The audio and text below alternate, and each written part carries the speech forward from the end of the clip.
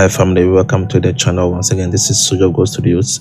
My name is Brother Prince, and we are going to listen to another powerful testimonies from two powerful ministers of God that had an encounter with Pastor Chris. The first one is the Apostle Suleman. Now, Apostle Suleman had an encounter with Pastor Chris, and that really surprised him because many think that Pastor Chris, he's a gentle minister who doesn't pray, but his encounter with him really surprised him. So let us listen to his testimony about Pastor Chris, and from there we shall watch the other video of the next minister. The man of God in this country who ministers, who cream his hair, perm his hair, and do all of that. And I was privileged one time to be around him to pray. And we prayed and prayed and prayed and prayed and prayed and prayed for hours. I say, hey, after praying for hours like that, 9-10 hours, serious praying.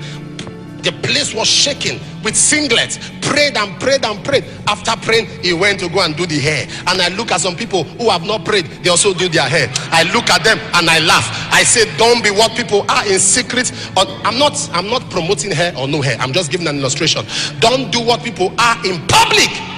Don't be what they are in public until you know what they do. Guys, family, this is very, very powerful. Now, I love his testimony about Pastor Chris. They prayed for hours, more than 10 hours. You see, what he said is really true. Don't be like people in public, but be how they are in private. That is their private time with God. You can see that this shows that Pastor Chris really spends time in prayer. Right? He really spends time in prayer. And we've seen it. We've seen the result of his intimacy in prayer with God. We've seen it in his healing, in his teaching, and whatever he does, because he prays. Let us listen to the other testimony from Prophet Uebert Angel. Of power. When I go to Nigeria, the whole meeting is done and people pack and go home. Listen, people pack, they go home. We finish maybe around 9 p.m. and people are going home, and pastor will come to us and say, now we're coming back at 10 for what is called sailing.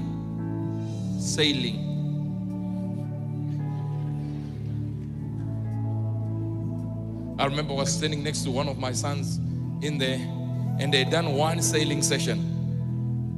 And when pastor said, you can all go home, and everyone is like, they're excited to go home, waiting. And he gave the announcement for the following day. And as my father gave the announcement for the following day, my son elbowed me and said, Papa, hope there is no sailing. I said, hope there is no sailing. Then when you finish, not these prayer points of yours that you take 2 minutes. We pray for this. No. Pastor will say, now, those who are left, you and you, we are now praying for America. Then he puts his hands behind his back like this. You can hear what he's saying. Over an hour. I'm already on China. What am I praying for? America? All I know about America is finished. Then the next prayer request is China. I'm like, I finished it. The whole world was done. Swaziland.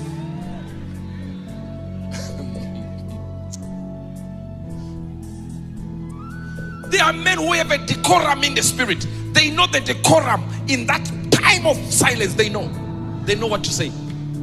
And words come to them to demand to be spoken. So as they want to stop that prayer, the Lord gives them other avenues.